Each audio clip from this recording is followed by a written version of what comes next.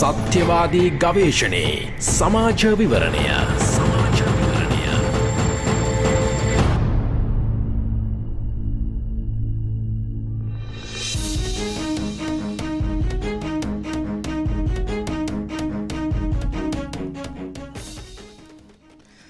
අයිබෝවන් සුබුදැසනක්. අද අපි ඔබ හමුවට එන්නේ ඊයේ දවසේ අපි සුපුරුදු ලෙස ඔබ මුණ ගැහෙන්න ආවේ නැහැ. ඒකට හේතුව තමයි ඊයේ මැයි දිනය. ඉතින් අද දවසේ මැයි 2 වෙනිදා මේ මැයි දිනය ගැන පසු විපරමක් කිරීමේ සූදානමින් තමයි අදත් සිද්ධ මුල්ල මේ කතිකාවත අපි ආරම්භ කරන්න සූදානම් වෙන්නේ. ඉතින් ඒ සඳහා අපි ආරාධනා කරා නිදහස් මාධ්‍යවේදියෙකු වශයෙන් කටයුතු කරන, ඒ වගේම දේශපාලන ක්‍රියාකාරිකයෙකු වශයෙන් කටයුතු කරන චාපා බණ්ඩාර මහත්මයාට. එතුමන්ම දුරකථන මාර්ගයෙන් සම්බන්ධ කරගනිද්දී ගිය සතියේ මෙන්න මේ මාතෘකාව යටතේ තමයි මැයි දිනය ගැන තමයි අපි කතා කරන්න බලාපොරොත්තු වෙන්නේ කිව්ව ගමන්ම මේ එතුමන් මට කියපු එක කතාවක් තිබුණා. ඒ තමයි මං හෙව මොකද්ද මේ මැයි දිනය සම්බන්ධයෙන් චාපා බණ්ඩාර මහත්මයා ඔබතුමාගේ අදහස කියලා. එතකොට එතුමන් මට කියපු දේ තමයි මේ කම්කරු දිනය ගැන ඇහුවම මොන කම්කරුවන්ද මොන කම්කරු සටන්ද කියලා. හොඳයි, ඉතින් අද දවසේ අන්න ඒ ඔස්සේ අපේ කතාබහ අපි ගොඩනගන්න සූදානම් වෙනවා. සිද්ධ මුල්ල මේ කතාබහෙන් ඔබටත් අපිත් එක්ක සම්බන්ධ වෙන්න පුළුවන්. කතා කරන්න 575 22 22ට අද දවසේ ඔබට අවස්ථාව තියෙනවා. සැබවින්ම අපිට කම්කරු දිනයක් තිබෙනවද? අපි කම්කරු දිනයක් අනිවාර්යෙන්ම සමරනවද? සැමරිය යුතුද? මොකද්ද මෙහි සැබෑ තත්වය කියන එක. ඉතින් මේ පිළිබඳ කතාබහක් ගොඩනගන්න තමයි අද දවසේ FM 107 VFM සිද්ධ මුල්ල හරහා ඔබ අපත් සමග එකතු වෙන්නේ. කතා කරන්න පුළුවන් ඔබේ අදහස් දක්වන්නත් 575 22 22ට. ඉතින් චාපා බණ්ඩාර මහත්මයා අද දවසේ මැදිරියට සුබම සුබුදෑසනක් වෙන්න කියලා පිළිගන්නවා. දිමුතු අයිබෝන් සුබුදෑසන. අයිබෝන්. ඇත්තටම ඔබතුමන් මං අහපු ගමන්ම මට දීපු උත්තරේ තමයි දුරකථන මාර්ගයෙන් මං ඉස්සෙල්ලත් කිව්වේ මොන කම්කරුවන්ද මොන කම්කරු සටන්ද කියන එක. අපි එතෙන්ට එමු. ඊට කලින් මේ කම්කරු දිනේ ඉතිහාසය ගැන අපි පොඩ්ඩක් කතා බහ කරමු. දිමුතු මේ 1886 මැයි මාසේ 4 වෙනිදා චිකාගෝ නුවර හේමාකට් චතුරස්‍රයේ ඇති වෙනවා කැරැල්ලක්. ඇත්තට මේ උද්ඝෝෂණයකින් පටන් අරගෙන කැරැල්ලක් දක්වා විහිදෙනවා. වැඩ කරන ජනයා තමන්ගේ පෑයාට සහ තවත් අයිතිවාසිකම් වෙනුවෙන් සටනක් කරනවා. ආරක්ෂක අංශත් එක්ක ගැටුමක් ඇති වෙනවා. අද වගේම කීප දිනක් මැරෙනවා දෙපැත්තෙම. ඊට පස්සේ නඩු විභාගයක් දීර්ඝ. එතකොට අත්අඩංගුවට ගත්ත ඒ කම්කරු නායකයන් වෘත්තීය සමිති නායකයන්ගෙන් කීප දෙනෙක් එල්ලා මරනවා. එල්ලා මරන නියමිත එක කම්කරු නායකයෙක් දිවිනසා ගන්නවා ඉතිහාසයට අනුව. ඔවුන්ගේ සොහොන්කොත් මේ මිහිදම් කරපු තැන අදටත් ස්මාරකයක් විදිහට චිකාගෝ නුවර වන ලැහැබක් මැද තියෙනවා. ටික කාලයකට පස්සේ ඇමරිකා එක්සත් ජනපදයත් මේ තැන ඔවුන්ගේ ස්මාරකයක් හැටියට ජාතික සලකුණක් හැටියට පාවිච්චි කරනවා. කොටිම කිව්වොත් එහෙම ඔවුන් මරා දැමූ කම්කරුවන් ඔවුන්ගේ අර්ථයෙන් පසු කලක සන්නාම තානාපතිවරු කරගන්න ඔවුන්ගේ. එතකොට හරියට එක නිකන් චේ ගුවෙරාව දාලා මාලබේ දේශපාලන පන්තියක් කරනවා වගේ. එතකොට දැන් ඔබ දකිනවා ඇමරිකානු තරුණයන්ගේ තොප්පිවල චේ ගුවෙරාගේ රූපේ තියෙනවා. ඒ කියන්නේ මරා දැමුවන් නැවත ඒ මරා දැමූ වීරයාව ඔවුන්ගේ වීරයා කරගන්නවා.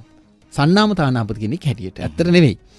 එතකොට දැන් මෙතනින් පටන් ගන්න කතාව තමයි පසු කලෙක ඔය මැයි දිනේ හැටියට අපි පටන් ගන්නේ සමරන්න. හැබැයි දැන් තව එකක් කියන්න ඕනි. උතුරු අර්ධගෝලයේ ඊට කලින් සෑහෙන කාලයක ඉඳලා දශක ගණනාවක් ඉඳලා මැයි දිනේ මැයි පළවෙනිදාව සමරනවා වසන්ත ඍතුවේ එක සැනකෙලියක් හැටියට. තවමත් එක තියෙනවා උතුරු අර්ධගෝලයේ රටවල් වල.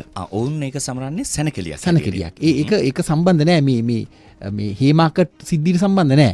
ඒ කියන්නේ නැවත කිව්වොත් එතෙක් මැයි පළවෙනිදාව උතුරු අර්ධගෝලයේ ලෝකේ රටවල් වල සැනකෙලියක් හැටියට පාවිච්චි කරුවා. වසන්ත සැනකෙලියක් හැටියට. ඒක තාමත් එහෙම තියෙනවා.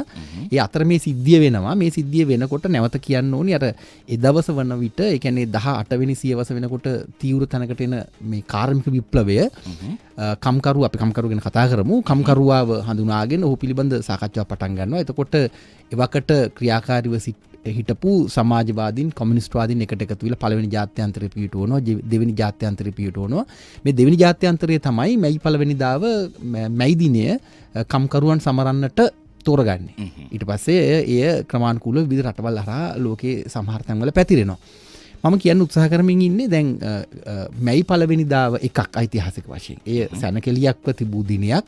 එතකොට මේ චිකාගෝ නුවර හේමාකට් සිද්ධියත් එක්ක ඒකට වෙනත් තැනක් ලැබෙනවා. ඊටත් පස්සේ තවත් හේතු මත, ඒ කියන්නේ පළවෙනි ලෝක යුද්ධය, දෙවන මහා ලෝක යුද්ධය, මේවා අතර හුඟක් දේවල් සිද්ධ වෙනවා. ධනේශ්වරේ වෙනත් හැඩවලට මාරු වෙනවා. ඊටාම වෛවර්ණ උපක්‍රමශීලී තැන්වලට යනවා. යනකොට අර දිනය තමන්ගේ සන්නාම තානාපතිවරුන්ගේ දිනය බවට පත් කරගන්නවා. අද දවසේ දැන් ලෝකේ පුරාම තියෙන්නේ අර මරා දැමූ කම්කරුවන්ගෙන් නැවතිච්ච සංවාදයේ කම්කරුවා නෙවෙයි. ඒ කම්කරුවා සැමරෙන්නේ නෑ කොහෙවත්. කොහෙවත් නෑ. ඒක අපි කතා කරමු. ලංකාවේ ඊටත් එහා ගිහිල්ලා ඊටත් ප්‍රාථමික තැනක අර ඉන්දියාවේ කොලිවුඩ් චිත්‍රපටවල වගේ කෙලින්ම මේ දේශපාලනය අර ගේම් එකක් බවට පත් කරගෙන වෙනත් පටු පුංචි අරමුණු සඳහා, හැබැයි භයානක අරමුණු සඳහා පාවිච්චි කරනවා. එතකොට ලෝකයේ තත්ත්වයේ අඩුතරමේ අර සන්නාම තානාපති විදිහට පාවිච්චි කරද්දී කම්කරුවාව ලංකාවේ ඊටත් වැඩිය පහළ මට්ටමකට වැටෙනවා. මෙය මම දකින්නේ දේශපාලන විකෘතියක් හැටියට දෙමුතු. දැන් එතකොට මේ චාප බණ්ඩාර මහත්මයා මේ කම්කරුවා ගැන සැබෑ අර්ථකථනය මොකක්ද? දැන් කම්කරුවාව නිර්මාණය වෙන්නේ කාර්මික විප්ලවයත් එක්ක. කාර්මික විප්ලවයට කලින් කම්කරුවෙක් හිටියේ නෑ. ඔබ දන්නවා යුරෝපයේ තිබුණේ කෘෂි ආර්ථිකයක්. ඒ ආර්ථිකයකටත් වැඩිය නිකන් ලංකාවේ වචන වලින් කිව්වොත් එහෙම ගොවිකමක්. ගොවි තැනනේ තිබුණේ. තවත් විවිධ දේවල් තිබුණේ. ඒවා කර්මාන්ත බවට ක්‍රමානුකූලව පත් වෙමින් තිබුණා. හැබැයි මේ කාර්මිකකරණය කියන්නේ වෙනම අර වාෂ්ප එන්ජිම කේන්ද්‍රගත කරගෙන යුරෝපයේ උඩු යටිකුරු කරන අලුත් තත්වයක්. ඒ අලුත් නිෂ්පාදන මාදිලියක්. මේ කර්මාන්තකරණයත් එක්ක තමයි කම්කරුවා කියන තත්ත්වය ඇති වෙන්නේ. කම්කරුවා කියන්නේ ඔබ දන්නවා දැන් කර්මාන්තය පටන් ගන්න ප්‍රාග්ධනයක් අවශ්‍යයි. කාර්මිකකරණය කියන්නේ ප්‍රාග්ධනයේ මත ඉදිවන නව ලෝකයක්. 18 වන සියවස වෙනකොට තමයි හරියටම මෙහි සූත්‍රගත කිරීම ආරම්භ වෙන්නේ හරියටම තීව්‍ර තැන. එතකොට දැන් ප්‍රාග්ධනයට වැඩ කරන ප්‍රාග්ධනයත් එක්ක කිසිම සම්බන්ධයක් නැති, කිසිම ගනුදෙනුවක් නැති ශ්‍රමය හෝ වරහන් ඇතුලේ බුද්ධිය වෙන්නත් පුළුවන්. ශ්‍රමය ප්‍රාග්ධනය වෙනුවෙන් විකුණලා එයින් යැපෙන පුද්ගලයා තමයි කම්කරුවා කියන්නේ. ඒතර ඒ අර්ථයෙන් ගත්තාම නූතන ලෝකයේ විශාල ප්‍රශ්නයක් තිබෙනවා. ඕනෑම සමාගමකට වැඩ කරන අද අපි දකින්නේ ගෝලීය පරිමාණ වෙළඳපොළක්. මේ වෙළඳපොළ ඇතුලේ සමාගම් විශාල ප්‍රමාණයක් වැඩ කරනවා. මේ සමාගමකට වැඩ කරන ඒ සමාගමත් එක්ක කොටස් ෂෙයාර්ස් නැති, එහෙම නැත්නම් ප්‍රාග්ධනයත් එක්ක ඍජු සම්බන්ධතාවක් නැති ඕනෑම පුද්ගලෙක් කම්කරුවෙක්. උදාහරණයක් විදිහට ජනමාධ්‍ය කරුවෙක් ඔබ මේ ආයතන වැඩ කරන සියලුම අය කම්කරුවන්. ඒ අපිට ඒක දැනුණාට අපහාසයක් වගේ ඒක තමයි විද්‍යාත්මක සත්‍යය. කම්කරුවා කියන්නේ නැවත ප්‍රාග්ධනයට තමන්ගේ ශ්‍රමයේ විකුණා ජීවත් වන පුද්ගලයා. ඒ ශ්‍රමයේ වරහන් ඇතුලේ බුද්ධිය වෙන්න පුළුවන්. ආද වෙනකොට තව වෙනත් මාදිලි වලට ගිහිලා උදාහරණයක් විදිහට අපි හිතමු මෘදුකාංග ඉංජිනේරුවෙක්. එතකොට දැන් මෘදුකාංග ඉංජිනේරුව වැඩ කරන එක්ස් කියන සමාගමට ඔහුට වැටුපක් ලැබෙනවා තමන්ගේ වෘත්තිය සඳහා. ඒතර ඔහු කම්කරුවෙක්. එතන මේ කම්කරුවා පිළිබඳ කතිකාව කාල් මාක්ස් ගේන්නේ ඔහු තමයි එහි මේ ඇත්තටම හරියටම තීරණාත්මකම සාධකය මේ මහා දේශපාලන කතිකාවේ. හේතුව එතෙක් තිබුණු අවිද්‍යාත්මක තැම්පවා විද්‍යාත්මක සාකච්ඡා මේසයකට ගේන්නේ කාල් මාක්ස්. ඔහුගේ ඩාස් කැපිටල් කෘතිය තමයි තවමත් අපිට අධ්‍යයනය කරන්නට ඉතුරු වෙලා තියෙන ඉතාමත්ම ගැඹුරු සංකීර්ණ විද්‍යාත්මක සමාජවාදී සාකච්ඡාව ගේන්නේ මේ ධනේශ්වර නිෂ්පාදන සම්බන්ධතා පිළිබඳ. ඒ විද්‍යාවක්. දේශපාලන විද්‍යාවක්. ඒ අපිට හදාරන්නට තියෙන දෙයක්. නැතු මේ ඇඟේ මේ හයියෙන් කරන්න පුළුවන් එකක් නෙවෙයි. තවමත් අපිට ඒ ගැන හුඟක් දේවල් කතා කරන්න තියෙනවා, පරිශ්‍රණ පවත්වන්න තියෙනවා. කම්කරුවා යනු නැවත මං ඔබේ ප්‍රශ්නට කෙටි පිළිතුරක් හැටියට කම්කරුවා යනු ප්‍රාග්ධනයේ සමග කිසිම හිමිකාරීත්වයක් නැතුව ශ්‍රමය හෝ බුද්ධිය ඊට විකුණා ජීවත් වන පුද්ගලයන්. දැන් එතකොට අද වෙනකොට දැන් ඔබ කියන පරිදි අපි මේ ගණයට වැටෙනවා. අනිවාර්යයෙන්. මේ 1848 දී කාල් මාක්ස් දාස් කැපිටල් පොතේ මේ කම්කරුවා කියන දෙයට නිර්වචනයක් ලබා දුන්නට නමුත් අද වෙනකොට අපිත් වක්‍රාකාරව හෝ මේ කම්කරු කියන පන්තියට වැටෙනවා. එතකොට අද තියෙන මේ දේශපාලන ක්‍රමය මේ කම්කරුවාව ආමන්ත්‍රණය කරනවාද? නැහැ දිමුතු. දැන් අපි කම්කරුවා කියලා හිතාගෙන ඉන්නේ තව වැදගත් කාරණයක් කියන්නුනේ ඔබට. දැන් ලංකාවට මේ විද්‍යාත්මක සමාජවාදයේ එන්නේ විකෘතියක් හැටියට. ලංකාවේ අය හුඟක් වෙලාවට 1940 ගණන් වෙනකොට, ඒ කියන්නේ බ්‍රිතාන්‍ය කිරීටින් ලංකාව නිදහස් වෙන පටන් ගන්න වෙලාව වෙනකොට ප්‍රභූ පන්ති කියන වචනේ මම වෙනත් අර්ථකින් පාවිච්චි කරන්න ලේසි වෙන්න. ඒ ප්‍රභූ පන්තියේ සිංහල අය යුරෝපයට ගිහින් ඉගෙන ගන්න. හුඟක් අය එංගලන්ත ඉගෙන ගත්තා. ඉංග්‍රීසි භාෂාවෙන් තමන්ගේ අධ්‍යයන කටයුතු කෙරුවා. එතකොට ඔවුන් විෂයක් හැටියට මේ වාමාංශික දේශපාලනය ගැන ඉගෙන ගන්න ඇති. අපිට ඔවුන් වීරයෝ වගේ පෙනුනාට ඔවුන් ලංකාවට ඇවිල්ලා ඇත්තටම කරලා තියෙන්නේ හැරල බැලුවාම කපල බැලුවාම පර්යේෂණයක් විදිහට අතීතය දිහා ඉබිල බලනකොට අපිට පේනවා ලංකාවේ තිබුණු එවකට ගොඩනැගෙමින් තිබුණු අර ධනේශ්වර මංගේ ධනේශ්වරය කියන එකට දාන මොංගල් කියලා වචනයක්. ඒ කියන්නේ මොංගල් දේශපාලන ධනේශ්වරයේ ඇතුලේ එක්තරා විකෘතියක් නිර්මාණය කරලා තියෙනවා. ඒ කියන්නේ දැන් රතු ෂර්ට් එකක් ඇඳගෙන රතු තොප්පියක් දාගෙන සමහර වෙලට තරුවක් පැලඳගෙන ඔවුන් ඒ දවස් කරලා තියෙන දේශපාලනේ හරියටම බැලුවාම ඓතිහාසික වශයෙන් ගොඩ නැගෙමින් තිබුණු විද්‍යාත්මක සමාජවාදයට හාත්පසින්ම වෙනස් දෙයක් වුන් කරලා තියෙන්නේ. නැවත කිව්වොත් එහෙම ධනේශ්වරයේ තුල රාජ්‍ය උවමනාවන් සඳහා වුන් වැඩ කරලා තියෙනවා. එය ඓතිහාසික වශයෙන් විශාල අපරාධ රසකට හේතු වෙලා තියෙනවා. එතකොට එහෙම බැලුවාම ලංකාව ඇතුළු ලෝකෙ හුඟක් රටවල් විද්‍යාත්මක සමාජවාදය කියවා ගත්තේ නැහැ. ඒකට ප්‍රධාන හේතුව තමයි ඔබ හැරලා බැලුවොත් එහෙම දැන් 1800 ගණන් වල අන්තිම වෙනකොට ඒ කියන්නේ 19 වෙනි සියවස ඉවර වෙනකොට විද්‍යාත්මක සමාජවාදය හිර වෙනවා. දැන් කාල් මාක්ස්ගෙන් පටන් ගන්න විද්‍යාත්මක සමාජවාදය සෝවියට් දේශය ගොඩනගනවා. ඒ සෝවියට් දේශය අතරම සිහින දේශයක් විතරයි. V.I. ලෙනින්ට වෙඩි වදිනවා. ඊට කලින් සාර් පවුල මරලා දානවා. දැන් රජපෙළපත මරනවානේ. රජපෙළපතේ අන්තිම මේ රජු සහ ඔහුගේ පවුල මරලා දානවා. ඒ කාගේ අනින් කොහොම වුණාද කියන එක ඉතිහාසයේ තවම අපිට පැහැදිලි කරලා දෙන්නේ නැහැ. හැබැයි කියවෙන විදිහට V.I. ලෙනින්ට අවශ්‍යතාව තිබිලා නැහැ. සමහර විට එහෙම ගත්තොත් එය කළු සුදු සහ තවත් කණ්ඩායම් වල පාතාල කල්ලිවල අරගලයකත් කෑල්ලක්ද කියලා ප්‍රශ්නයක් තියෙනවා. අපි ඔක්තෝබර් විප්ලවය ගැන එහෙම කතා කරුවාට අභිමාණයෙන් ඒ යට අඳුරු පැති තියෙන හොයාගන්න බැරි. එහෙම නැතුව සාර්පවුල ඝාතනය කරපු එක අපිට සාධාරණීකරණය කරන්න වෙන ක්‍රමයක් නැහැ. ඔවුන් සඳහන් කරන්නේ බල්ලන් පාව වෙඩි තබා මරා දමා තිබුණා කියලා. එහෙම තමයි කියවෙන්නේ. එතකොට ඉතිහාසය හරිම රුදුරුයි අපිට මේ සොඳුරුයි වගේ පෙනුනට. එතකොට මෙන්න මේ ලෙනින්ට වෙඩි වදින මොහොත ඊට කලින් සාර්පවුල මරා දාන මොහොත ඊටත් එහා යමින් දරුණුම හරිය තමයි දැන් ජොසෙෆ් ස්ටැලින් සම්පූර්ණ රුසියාව ඒකාධිපති පාලනයකට ගේනවා ලෙනින්ගේ ඇවෑමෙන්. ඒ අතරතුර සිද්ධ වෙන මහා දැවැන්ත ඛේදවාචකය තමයි දේශපාලන ඛේදවාචකය තමයි දේශපාලන ජාත්‍යන්තරයක් ගැන සිහිනමවන ලියොන් ට්‍රොස්කිට කෙටේරි පාරකින් මැරෙන්න වෙනවා. ඔහුව නිරපා දානවා, ඔහු පැනලා යනවා, හැංගෙනවා, ඔහුට කෙටේරිකින් ගහලා මැරෙව මරලා දානවා. එතකොට එහෙම ඉතිහාසයක් තුළ ගොඩනැගෙන පැරණි සෝවියට් දේශය USSR කියන්නේ විද්‍යාත්මක සමාජවාදී සිහින දේශයක් නෙවෙයි. එය තවදුරටත් සමාජවාදය වෙනුවට ඒකාධිපති වෙනත් වියරු ස්වරූපකින් ක්‍රියා කරනවා. ලෝකේ කඳවුරු දෙකයි තියෙන වර්තමානයේ වෙනකොට ඒ කඩතොළු වෙමින් තියෙන කඳවුරු දෙකක්. එක පැත්තක ඇමරිකාව ප්‍රමුඛ ධනේශ්වර කඳවුර, අනිත් පැත්තෙන් සමාජවාදී විකෘතියක් බවට පත්වෙච්ච සෝවියට් කඳවුර. ඒ කියන්නේ රුසියානු කඳවුර. දැන් එතකොට වෙනම උතුරු කොරියාව කියව ගන්න ඕනි කොහොමද ආදි වශයෙන් වෙනම ප්‍රශ්න ගොඩක් තියෙනවා. එතකොට මම කියන්න උත්සාහ කරන්නේ දිමුතු විද්‍යාත්මක සමාජවාදය පිළිබඳ කතිකාව 19 වෙනි සියවසේ හිර වෙනකොටම එතනින් එළියට එන්නේ විකෘතියක්. ලංකාවට මේකනේ තවත් විකෘති වෙලා. 2017 මේ මොහොත වෙනකොට ඒ ඊ타මත්ම මේ පාදඩ ගණේ දේශපාලනයක් බවට පත් වෙලා තියෙනවා. ඊ타ම දරුණු ගණේ දේශපාලන ව්‍යාපාරයක් බවට පත් වෙලා තියෙනවා. ඉතින් කළ යුතු දේ තමයි නැවත ඉස්සරහට කතාවට ගන්නම් පෙරවදනක් හැටියට කියනවා. මෙන්න මේ යටගිය මරා දැමුණු සැඟවුණු විද්‍යාත්මක දේශපාලනික කතිකාව ගොඩ ගන්න ඕනේ. ඒක හරි අමාරුයි.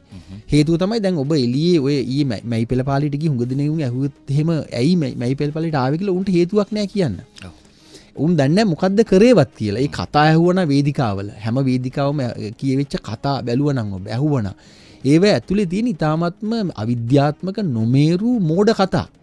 ඒතර අපි මේ වැඩ කරමින් ඉන්න නූතන වෙළඳපොළ ඇතුලේ මේ විද්‍යාත්මක සමාජවාදී කතිකාවත් එක්ක කොහොමද දියුණු වෙළඳපොළක් ගොඩනගා ගන්නේ? වින් වින් සිටුේෂන් එකක්. සියලු දෙනා දිනන්න පුළුවන්. අර මම කියන ගැඹුරු අර්ථයෙන් වැඩ කරන ජනයා, වර්කින් ක්ලාස් එක නැත්තම් කම්කරුවා දිනන්නේ කොහොමද?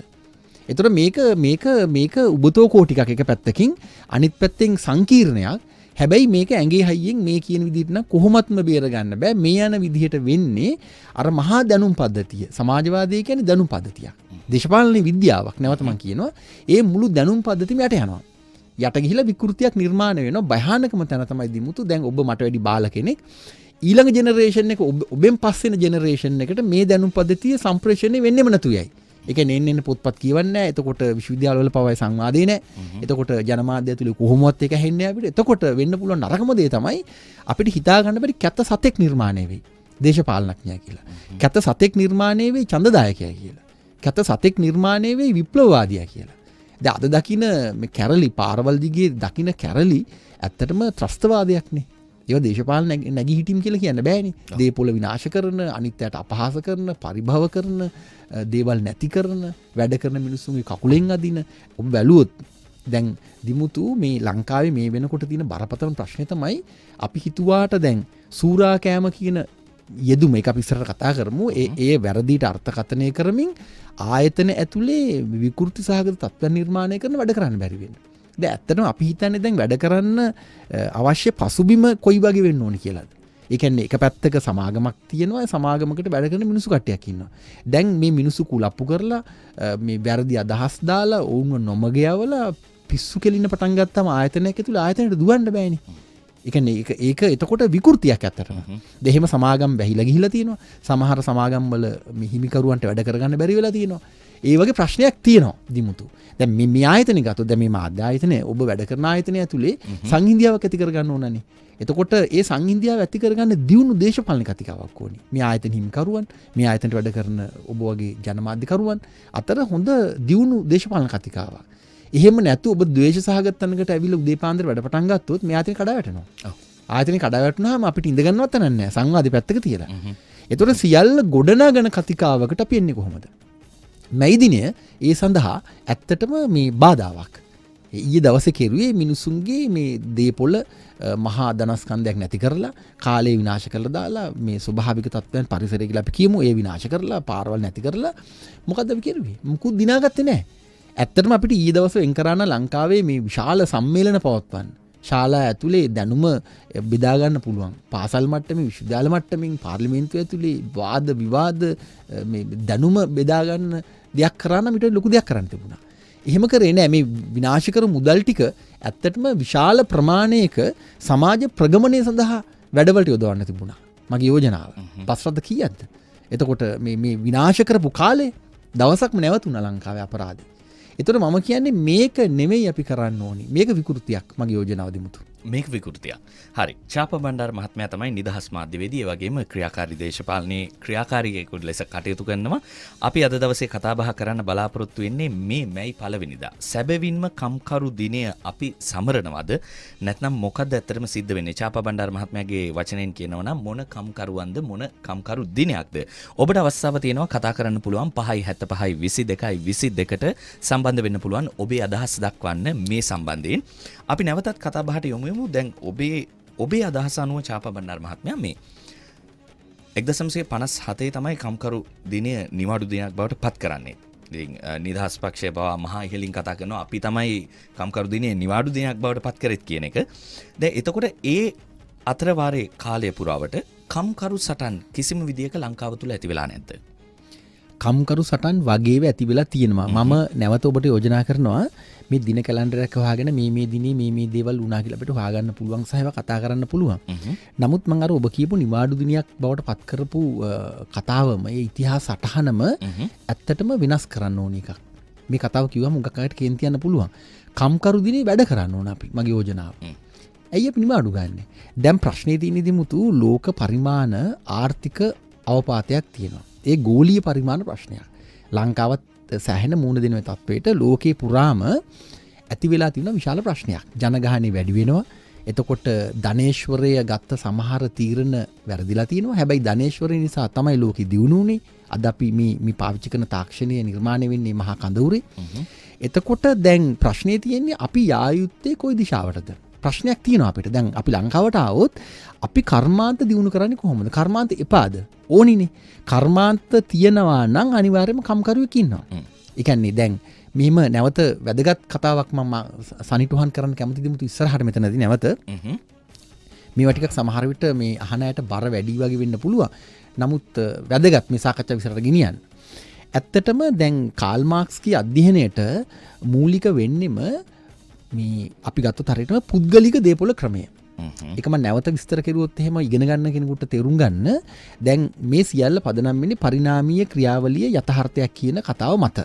දැන් අපි එක්තරා මොහොතක ශිෂ්ටාචාරගත වෙන අවධියේදී අපි කැලෑවල ජීවත් වෙලා වසර මිලියන ගණනාවකට කලින් ගල් යුගයේ පහු කරගෙන ඇවිල්ලා දඩයම් යුගයේ පහු කරගෙන ඇවිල්ලා එන්ඩේර යුගයට ඇවිල්ලා කෘෂිකාර්මික ලෝකයක් ගොඩනගනවා. ශිෂ්ටාචාරගත වීම ආරම්භ කරනවා.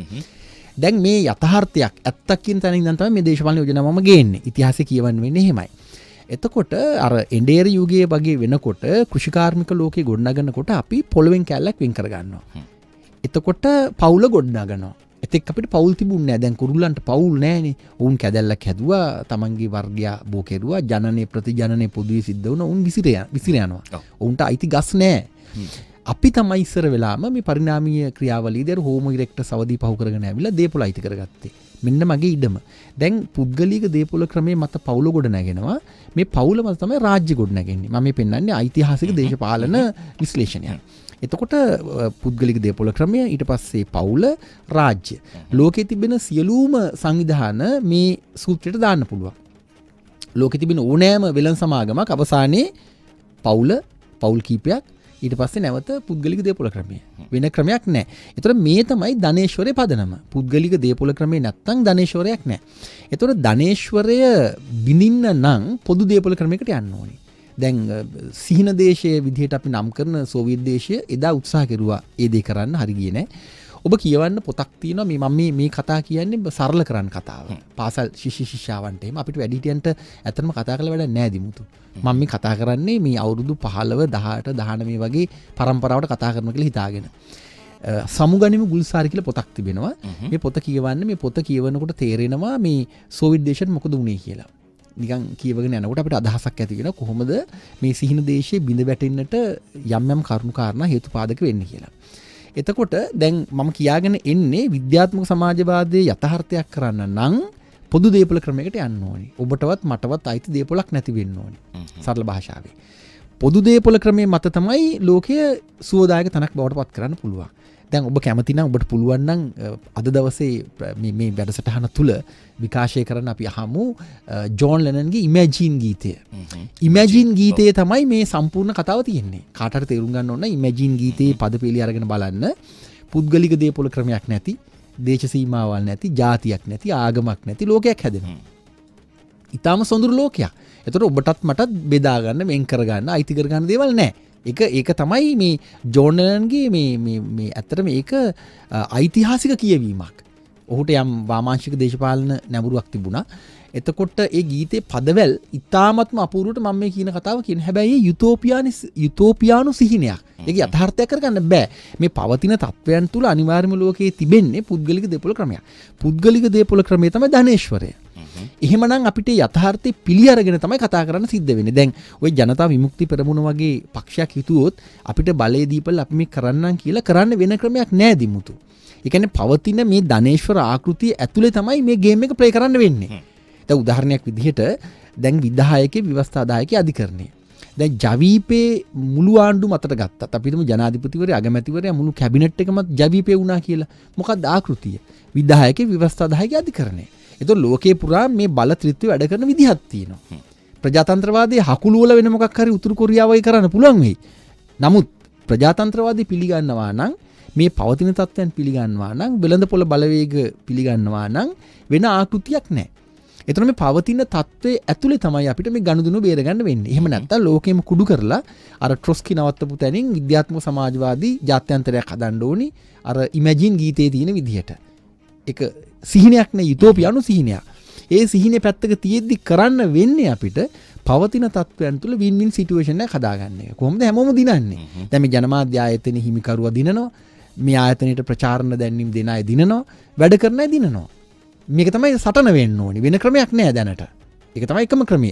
එතකොට දැන් එකිනෙකාට ලැබෙන වැටුප්තල ලාභ පාඩු වෙනස් වෙයි. දැන් කාල් මාක්ස්වත් කවදාවත් ඔහුගේ විශ්ලේෂණ තුල කිව්වේ නෑ සියලු දෙනාට සමාන වැටුප් ලැබෙනවා කියලා. ඒක හරි මෝඩ කතාවක්. එතකොට දැන් නූතන වෙළඳපොළ ඇතුලේ යෝජනා කරනවා ඉවැලුවේෂන් එකක්. ඒ කියන්නේ යම් රාජකාරියක්, සේවාවක්, යම් වැඩක් තක්සේරු කරන්න ඕනේ.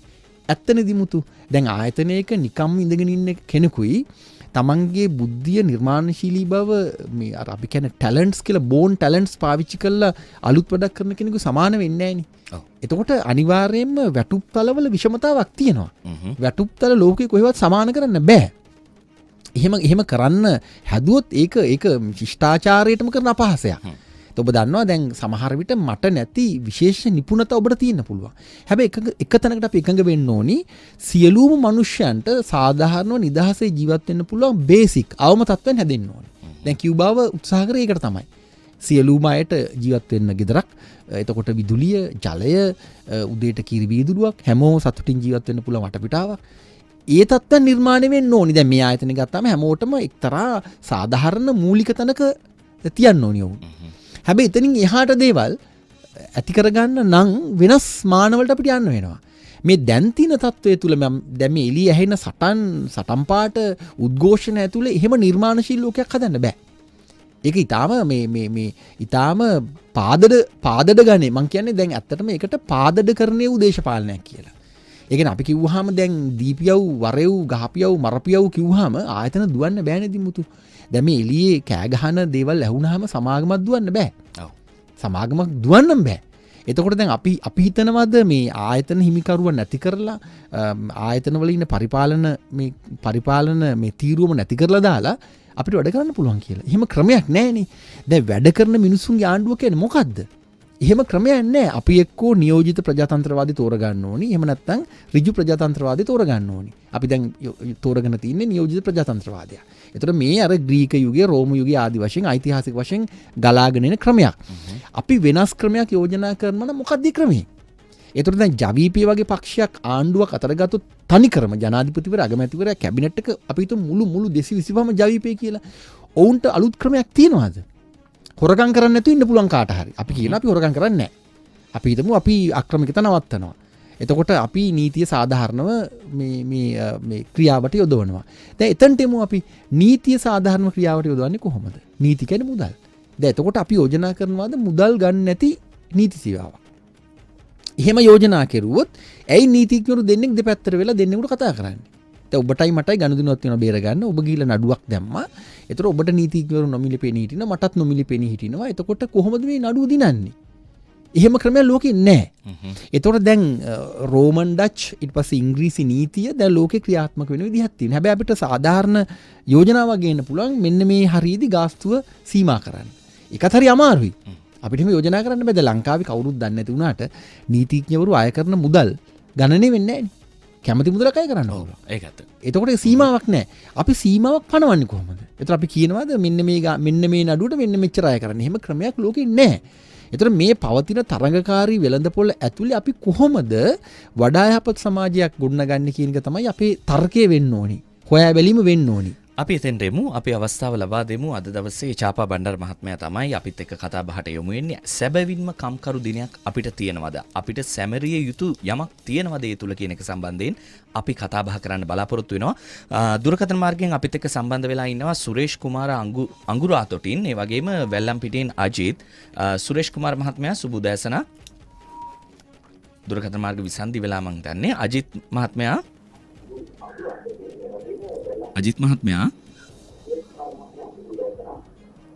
මහත්මයා රේඩියෝ එකට සවන් දෙන්නේ නැතුව අපිත් එක්ක කතා බහ කරන්න. සුබ උදෑසන.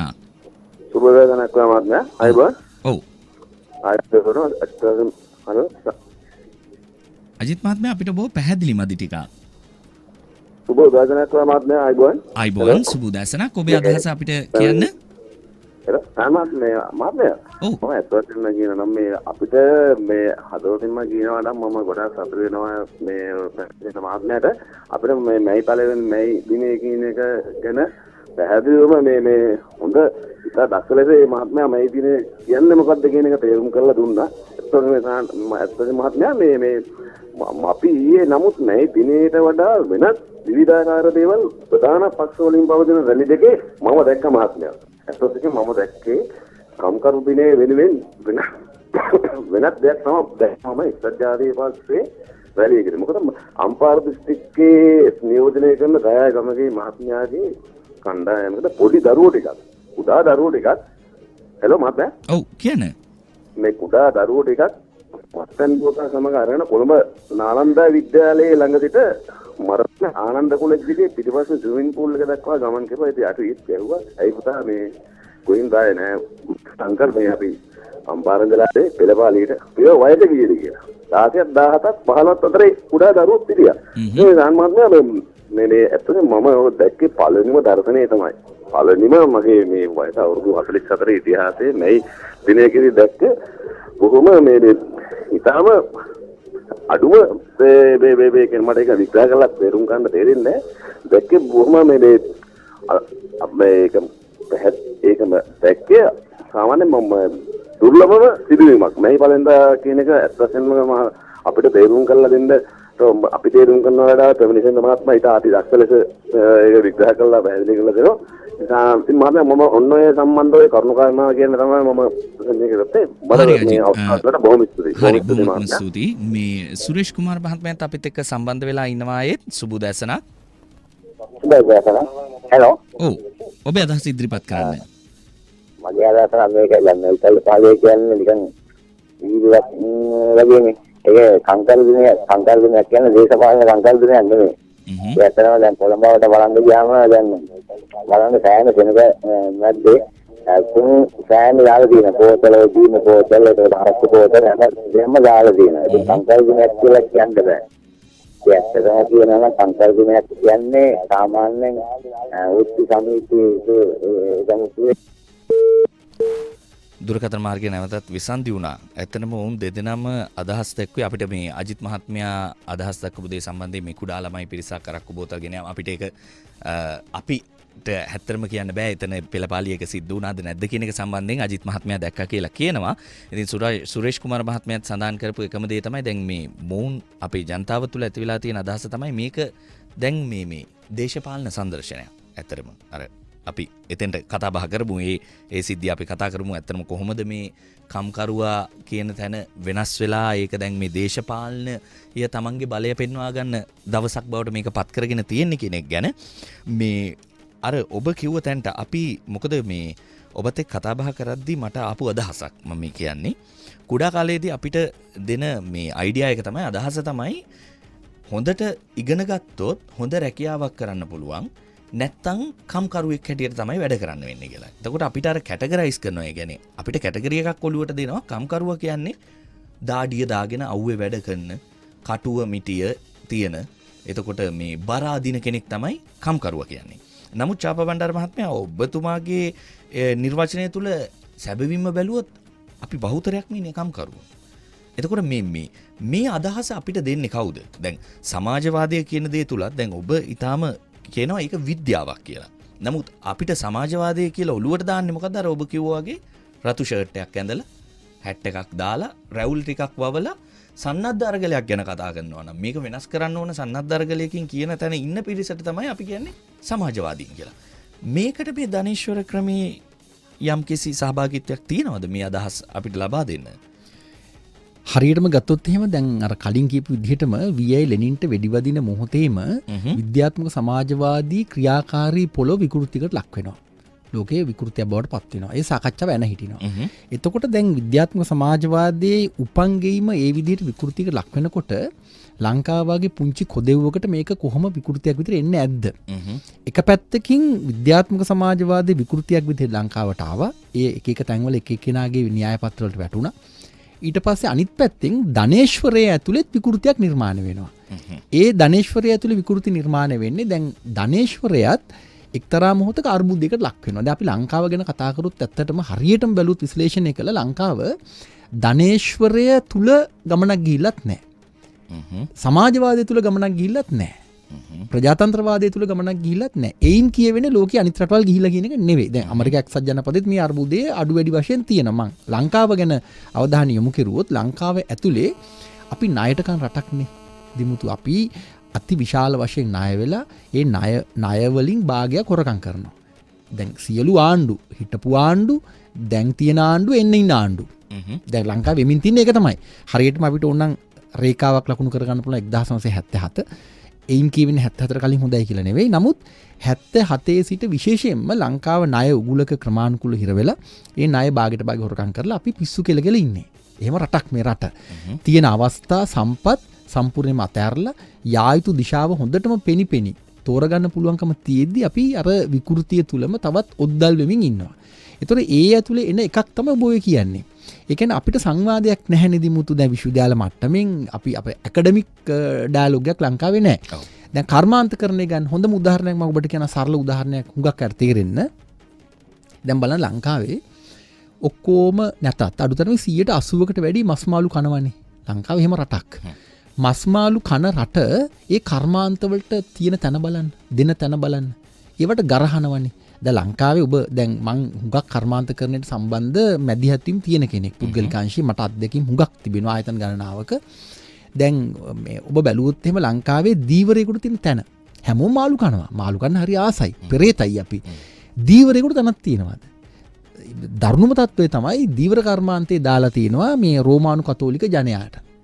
ඔවුන් එක කරනවා. ඔවුන්ට ඒ නිසාම එක එක මීසමට අදාළ ඔය රෝමානු කතෝලික ප්‍රදේශවල වෙන වෙන ගනුදෙනු බේර ගන්න මේ තත්ත්වය නැති වෙලා තියෙනවා. රාජ්‍ය මැදිහත්වීම අවමයි සහ ව්‍යාපාරික ලෝකෙත් අතරමැදියෝ ගොඩක් වැඩ කරනවා. දීවරයා අන්තිමටම අබලන්. ඒ පවුල් ඊටාම දුක්බර ජීවිත ගත කරන්නේ. සත්ත්ව පාලනයට එන්න. සත්ත්ව පාලනයත් ඒ වගේමයි. දැන් ඔබ හරියටම ගන්න ඇයි හලාල් කියන සූත්‍රය ලංකාවට මෙහෙම යොදා ගන්න පුළුවන් වෙන්නේ? ලංකාවේ මිනිස්සු මස් කන්න කැමති, ඒවට පෙරේතයි, අර කර්මාන්තයට විරුද්ධයි. කර්මාන්තේ පිළිගන්නේ නැහැ. එතකොට එය එක ජාතික ආගමික මේ ගිණුමකට තල්ලු වෙනවා. ඔවුන් මුදල් හම්බ කරනවා. උඹලට හලාල් නෙවෙයි, මෙන්න හලාල්, මෙන්න අපිට කියවපල්ලා. දැන් අවසානයේ මේ හලාල් කරණයට විශාල වශයෙන් මුදල් ගෙවන්න සිද්ධ වෙලා තියෙන අදාළ සමාගම් වලට ඒ මුදල් කාගෙන්ද ගන්නෙ? ජනයාගෙන්. එතකොට නැවත මේ භාණ්ඩවල මිල ඉහළ යනවා. තව පැත්තකින්. දැන් ඔබට මම පෙන්වන්න හදන්නේ මස්මාලු කන රටක ඒ කර්මාන්තවලට අපි ගරහනවා, අගෞරව කරනවා, පිළිගන්නේ නැහැ. දැන් මේ පහුගිය මැතිවරණවලදී හරියට කතා වුණා නේද? ඔබ දැක්කනම් එහෙම මේ මැතිවරණ මේ හැම මැතිවරණ මේ පොරොන්දුකම වගේ කියවුණා ලංකාවේ මේ මත්පැන් පිළිබඳව. දැන් අපි මතට තිත කියලා යෝජනාවක් ගෙනාවනේ. ඇත්තද ඒක? නෑනේ.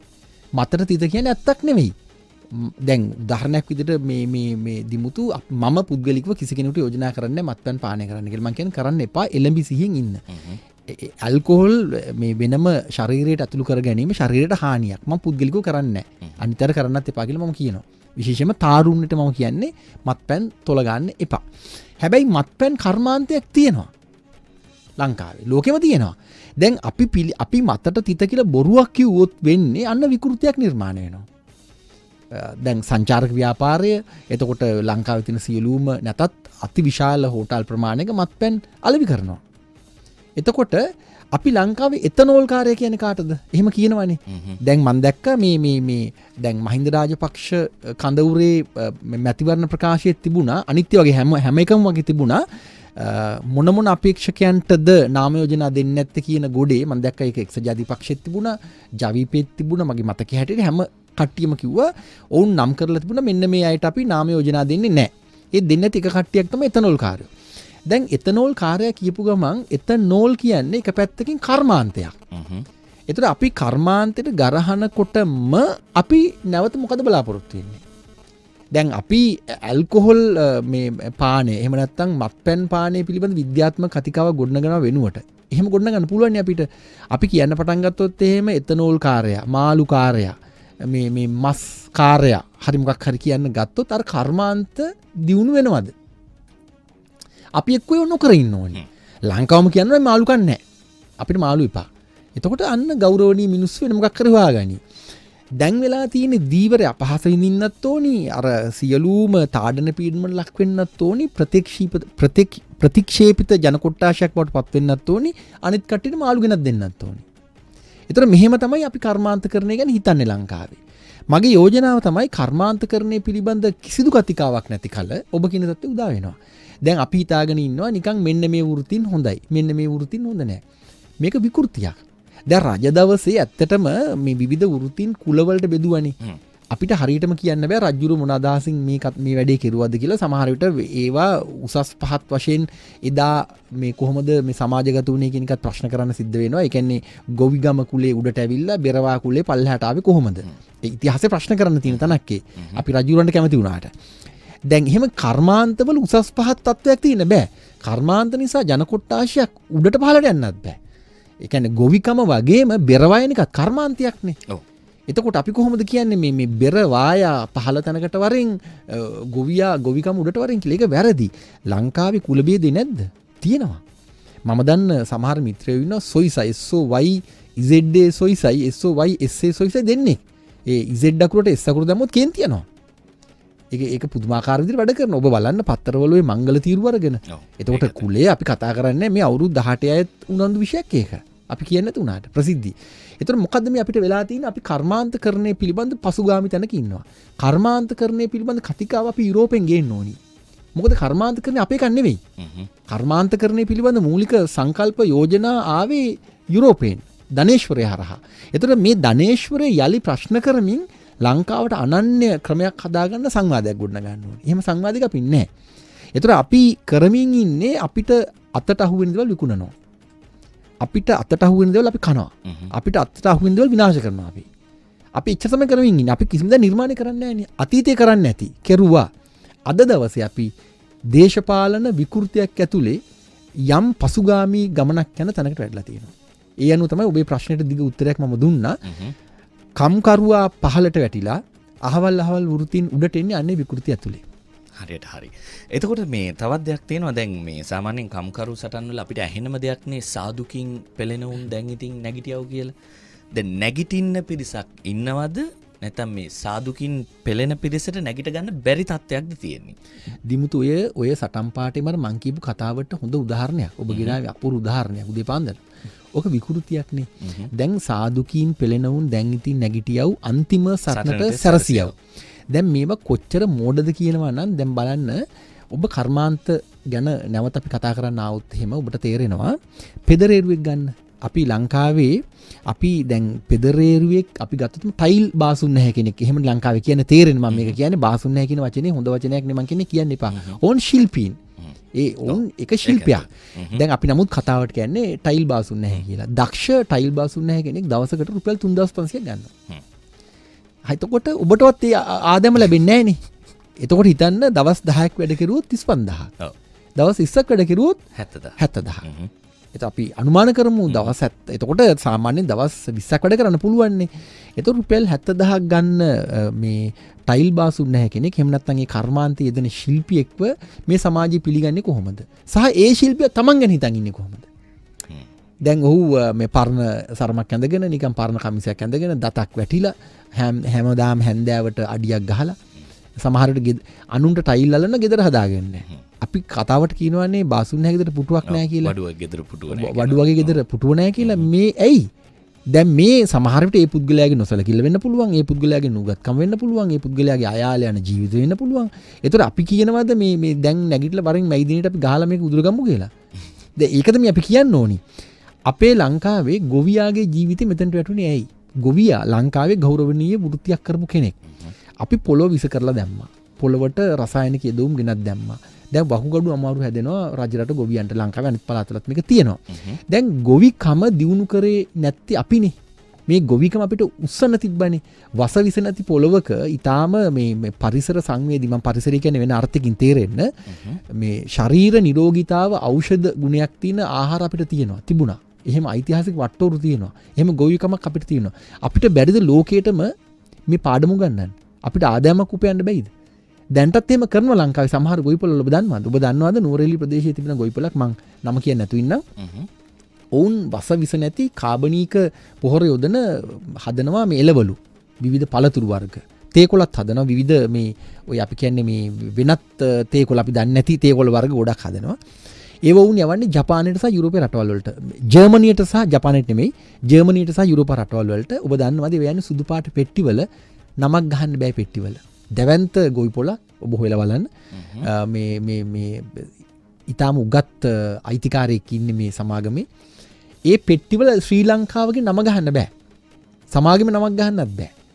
හිතලා බලන්න අපි ඉන්න තැන. ඒ කියන්නේ අපි හරියටම මේ නිකන් හරිම අඩු කුලේ අර අපි දන්න කතාවලින් කිව්වොත් අඩු කුලේ රටක් නේ.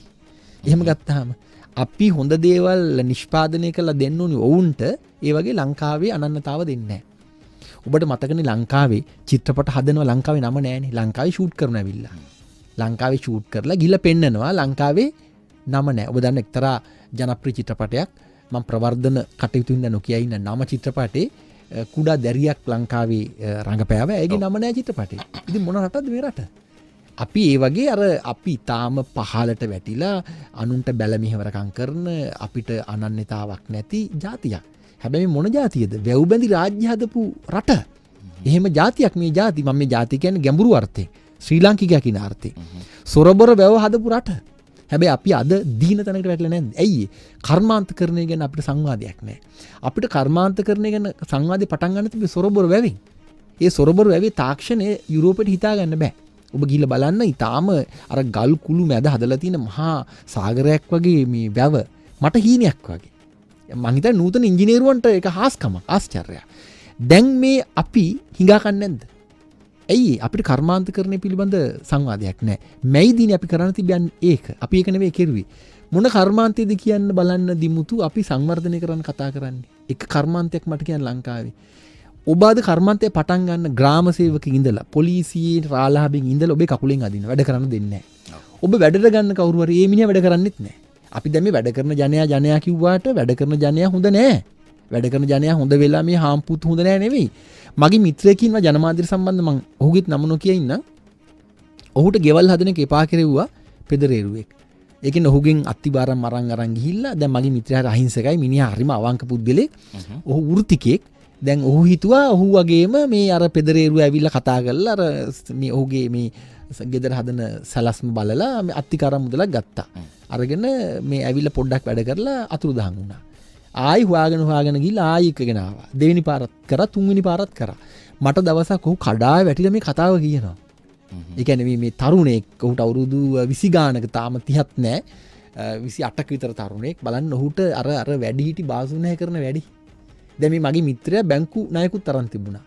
ඒ කියන්නේ තාම ගම්වල දිමුතු අපි බැලුවොත් එහෙම මේ ඒ જાති වැඩ කරනවා මේ දනුත් කරනවා. මිනිස්සු රවට්ටනවා.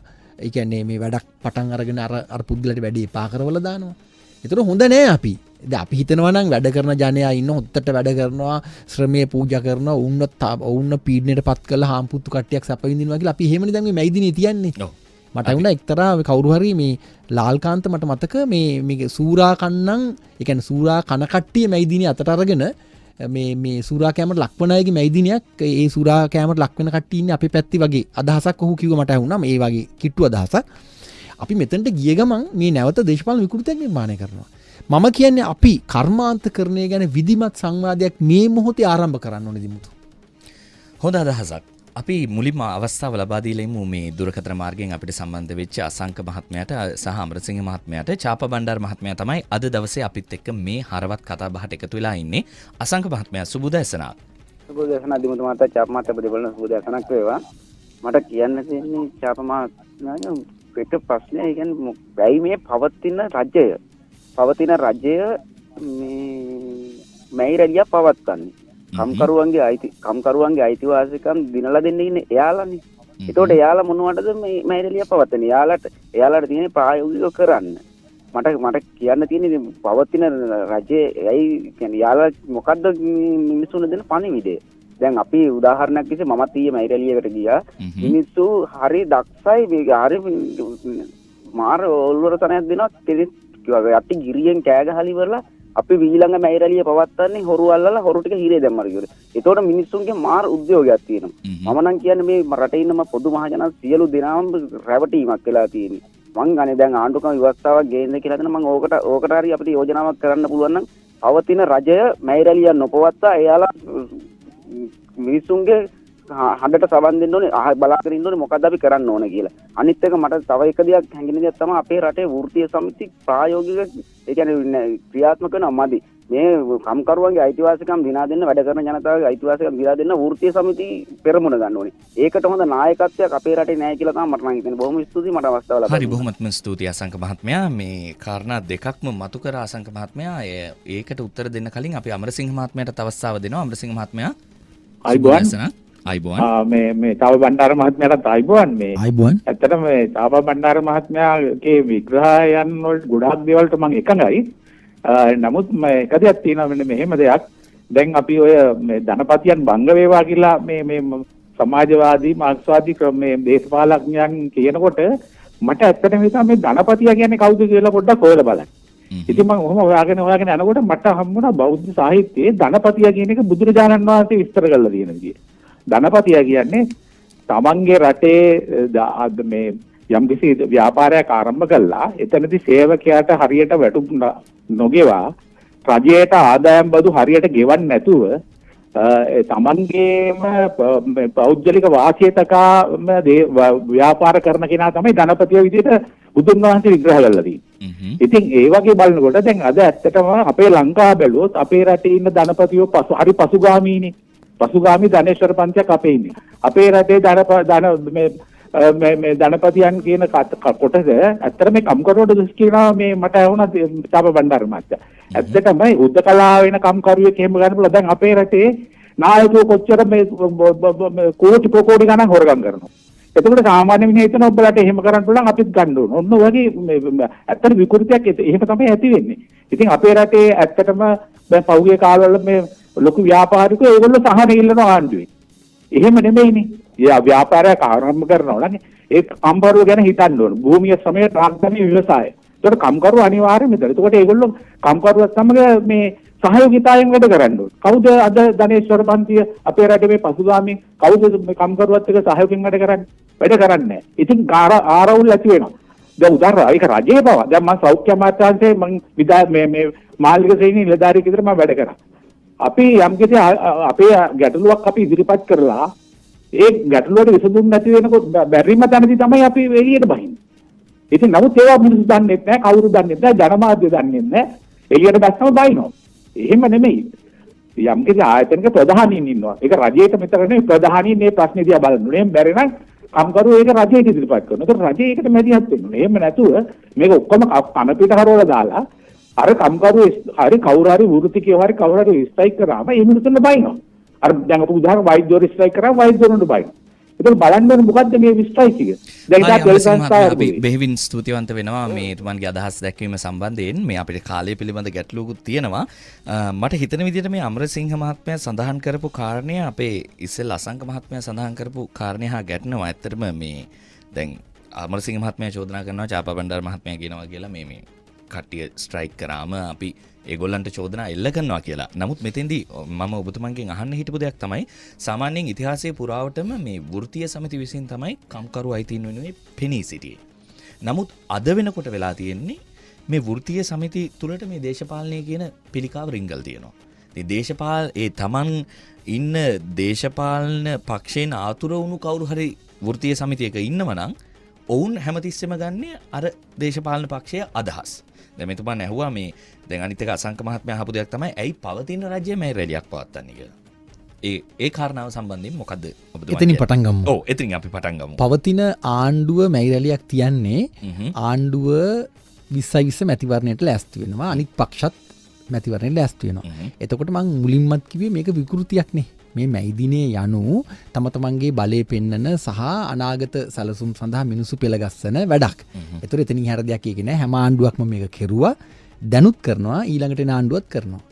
එතකොට ඒක තමයි විකෘති කියලා මම යෝජනා කරන්නේ ඔබට. එතකොට මම අර මේ වැඩ වර්ජනය කරන උද්ඝෝෂණය කරන අයට දොස් කියන කතාවක් ඔහු කිව්වා. ඒ කියන්නේ මේ ශ්‍රමිකයන්ට නැත්තම් කම්කරුවන්ට දොස් කියන කතාවක් වගේ මට ඒ වචනේ මතක නැහැ. හරියට කවුරු හරි අසන්නේ කිව්වා. මගේ යෝජනාව මෙය විද්‍යාත්මක වටහා නොගැනීම වරදක් කියන එක. එතකොට අපි ගහපියව් දීපියව් කරපියව් කියනවට වැඩිය මේ විද්‍යාත්මක සංවාදයට ඇතුළු වෙන්න ඕනි. ලංකාවේ ඔබට මම ඉතාම කෙටි උදාහරණයක් කියන්නම්. සමහර ආයතනවල මම මේ සමහර කියන්නේ හුඟක් කියනවට ටිකක් කැමති නැති හින්දා කවුරු හරි හුඟක් ආයතන කියලා මම කියන්න කැමති. සමහර ආයතනවල වෘත්තීය සමිති පිහිටුවන්නේ ඒ ආයතනවල දූෂණ වංචාවලට සම්බන්ධ වෙලා අස් කරන්න ඔන්න මෙන්න වගේ ඉන්න කට්ටිය එකතු වෙලා. මට වගකීමෙන් කියන්න පුළුවන් ඒක. ඒ කියන්නේ ඒක ලංකාවේ ඊටාම නරක විදිහට වැඩ කරන තැනක්. සමහර දේශපාලන පක්ෂත් ඒවට සම්බන්ධ වෙනවා. ඒ මදිවට මම මේ දැන් කියන කතාව හොයන්න මට කියන්න පුළුවන්. මම මේ ආයතනයේ ප්‍රශ්නයක් වෙන හින්දා මම ඒවා කියන්නේ නැහැ. ආයතනයේ ප්‍රශ්නයක් වෙන නිසා හොයලා බලන්න ඔබ මේ මොහොතේ සිට සමහර දේශපාලන පක්ෂ යම් යම් ආයතන සමාගම් හාම්පුතුත් එක ඩීල් දාලා වෘත්ති සමිතිය හදනවා. දැන් මට පුළුවන් වුණා මම මහා මේ සමාගම් හිමිකරුවෙක් නම් මම වෘත්ති සමිතියක් මිලයට ගන්නවා. මම අරගෙන වැඩ කරන මිනිස්සු දන්නේ නැහැ. මම හදන වෘත්ති සමිතියක්. මම මගේ බලල් අත විදිහට පාවිච්චි කරන වෘත්ති සමිතිය. ඔබ ආයතන ගැන ලංකාව හොයලා බලන්න පුංචි රටක්නේ. බැහැලා ඔබ ජනමාධ්‍යකරුවෙක් හොයලා බලන්න ඔබට අහුවේ මං කියන්නේ කොයි ඉසව්වේ කතාවද කියලා. එහෙමත් තියෙන පැත්තක්. එතකොට දැන් හොඳම ක්‍රමේනේ දැන් මම වැරදි කරලා වැරදි කරන්නේ ලොකු අය විතරක් නෙවෙයි මම ලොකු පොඩි කියන්නේ මේ අර සම්මතය ඇතුලේ ආයතනවල අධ්‍යක්ෂවරු හොරකම් කරනවා අනිවාර්යෙන්ම මේ අපි කියමු කාර්යාල කාර්ය සහායකයත් හොරකම් කරනවා. ඒ හොරකම් කරන ප්‍රමාණය නෙවෙයි වැදගත්. ඒතකොට කවුරු හරි කිව්වොත් එහෙම අධ්‍යක්ෂවරයා හොරකම් කරන හින්දා තමයි මේ කාර්යාල කාර්ය සහායකයා හොරකම් කරන්නේ කියලා එහෙම වෙන්න බෑනේ. ඒතකොට මේ සංවාදේ නෑනේ. දැන් දිමුතු පාරේ අනිත් අය වාහන වැරදියට එලවනවා කියලා මම එලවනවද වැරදියට? ඒතකොට මේ සංවාදය පටන් ගන්න නෑනේ. ඇත්ත. ඒතකොට අපි කරන්න ඕනේ අපි වැඩ කරන්න පටන් ගන්න එපා. ඒතකොට ඒක තමයි මගේ කතාව. මේ හරිද වැරදිද කියන එක නෙමෙයි මම කියන්නේ මේ විද්‍යාත්මක සමාජවාදී කතිකාවට එළඹෙන්න කියන එක. දැන් තව කතාවක් කියවනේ අර බුදුදහම සම්බන්ධවත් සඳහන් කළා රෙෆරන්ස් එකක් දීලා මේ ධනපතිය ගැන. නමුත් බුදුදහම සම්බන්ධ ලෝක කතිකාවක් අපිට තියෙනවා දිමුතු. මම මෙතන ටික අදාළ කරගන්න මේ මොහොතේ වෙනම සාකච්ඡා සංදර්භයක්. හැබැයි ධනපතියා කියන කතාව එන්නේ කැපිටලිසම් වලින්. ධනවාදයේ ඇතුලේ. ධනපතියා කියන්නේ ප්‍රාග්ධන හිමිකරුවා. ඒක තමයි සරල අර්ථය. දැන් ඔබේ අපිට ඔබට මිලියන මෙච්චර ප්‍රමාණයක් බැංකුවේ තිබුණාට ඔබ ධනපතියෙක් වෙන්නේ නැහැ. ධනපතියෙක් වෙන්නේ ඔබ ඔබේ මේ ප්‍රාග්ධනය නිෂ්පාදන ක්‍රියාවලියකට සම්බන්ධ කරලා ව්‍යාපාරයක් පටන් ගන්නවා. එතකොට ශ්‍රමයේ ඊට සම්බන්ධ වෙනවා. ශ්‍රමයේ සම්බන්ධ වෙන තැනම ඔබේ ආයෝජනයේට අන්න ඔබ ධනපතියෙක් වෙනවා. එතකොට ධනපතිය බංග වෙනවා කියන කතාව වැරදි. ඒ කතාව අවිද්‍යාත්මකයි. ඇත්තම දැන් මේ චාපවණ්ඩාර මහත්මයා මම මේ ඔබතුමාගේ කතාබහ තුළ මට තේරුණු දෙයක් මේක අර මේ ධනේශ්වර ක්‍රමය තුළ තමයි කම්කරුවත් යැපෙන්නේ. අනිවාර්යෙන්. අපි දැන් මේක නැති කරොත් වෙන්නේ ඒක හරියට ඒ කියන්නේ කම්කරුවාට පවා ඒක අනිත් පැත්තට අපි ඒකට කියන්නේ වයිස් වර්සා. ඒ කියන්නේ කොහොමද ඒක විස්තර ගන්නේ මේක අන්‍යෝන්‍ය සම්බන්ධයක් තියෙනවා. සහ සම්බන්ධයක්. හරියටම හරි ඔබ කිව්වා. මේක නිකන් අපි නිකන් මර මූණත් එක තරහ වෙලා නාහේ කපාගත්තා වගේ වැඩක් වෙනවා. හදිස්සියවත් මේ ක්‍රමයේ තුලට අභියෝග කළා. අර ඔබතුමා කියනවා වගේ මේක ධනපතියන් බංග වේවා කියලා කිව්වොත්. ඔබ කියන කතාව මේ දිමුතු හරි අපූර්වයි. හරියටම සරලව කිව්වොත් එහෙම කම්කරුවාව නිර්මාණය කරන්නේ ධනේශ්වරය. ධනේශ්වරේ නැත්නම් කම්කරුවෙක් නැහැ. එහෙමනම් ධනේශ්වරේ එපා නම් අන්න අපි ජෝන් ලෙනන්ගේ ඉමැජින් ගීතයට යන්න ඕනි. මම ඒකයි කලින්ම කිව්වේ. දැන් අපේ ගොවි බිමේ කම්කරුවෙක් නැහැ. ගොවියා කියන්නේ වෙන කතාවක්. අපේ ලංකාවේ කම්කරු හිටියේ නැහැ. අපි මේක වරද්ද ගන්න හොඳ නැහැ. එතකොට දැන් කම්කරුවා කියන්නෙම ධනේශ්වර නිෂ්පාදන සම්බන්ධතාවල නිර්මාණයක්. එතකොට එහෙමනම් ඒක ඕනනම් අපිට සිද්ධ වෙනවා අර හාම්පුතු සහ වැඩ කරන අය අතර, ඒ කියන්නේ ස්වාමියා සේවකයා සහ සේව්‍ය අතර හොඳ වින්-වින් සිටුේෂන් එකක් තියෙන ගනුදෙනුවකට එන්න. ඒකනේ කරන්න ඕනි. ඒ සඳහා තමයි කර්මාන්තකරණය පිළිබඳ දියුණු සංවාදයක් ගොඩනගා ගන්න ඕනි. තව චූටි දෙයක් කියන්න ඕනි. කවුරු හරි එක අසන්නේ කිව්වනේ අර ව්‍යවස්ථා වෙනස් කරන කතාවක්. දැන් එතනම ලොකු ප්‍රශ්නයක් තියෙනවා. දැන් ඒක වෙනම දවසක කතා කරමු. මම ඔබට යෝජනා කරන සිද්ධමුල්ල හරහාම අපි කතා කරමු VFM හරහා මේ ව්‍යවස්ථාව සම්බන්ධ කතාව. මේ ව්‍යවස්ථා වෙනස් කරනවා කියන්නේ ඇත්තටම උගුලක් දිමුතු. ඒ කියන්නේ දැනට තියෙන 78 ව්‍යවස්ථාවෙන් 130ක්වත් මං හිතන්නේ මම නිකන් නිල නොවන සංඛ්‍යාලයකනක් ඔබට ගේන්නේ මේ ප්‍රතිශතයක් විදිහට 130ක්වත් අපි භාවිතයට ගන්න නැහැ. ඔබ හොයලා බලන්නකෝ අපිට ඕනේවනේ කරන්නේ අපේ රටේ. එතකොට මේ අපි කිසිදු ආකාරයකට ව්‍යවස්ථාව පිළිබඳ උනන්දු රටක් නෙමෙයි.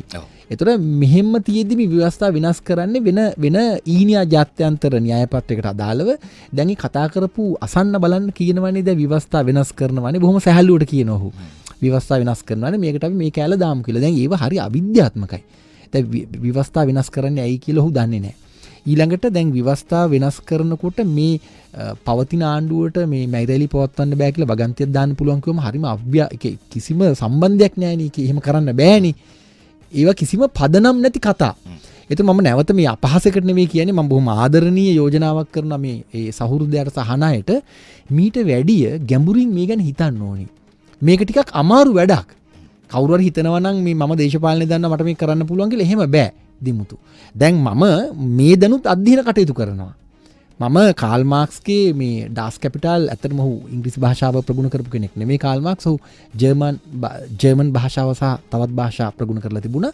එතකොට දැන් ඔහුගේ ජර්මානු බස ඉංග්‍රීසියට පරිවර්තනය වෙලා අපි ඒක කියවන්න පටන් ගන්නකොට ටිකක් සංකීර්ණයි. එතකොට ඒක ලොකු වැඩක්. ඒක සමහර මේ කොටස් අපිට නැවත නැවත විශ්ලේෂණය කරමින් අපිට කියවන්න වෙනවා.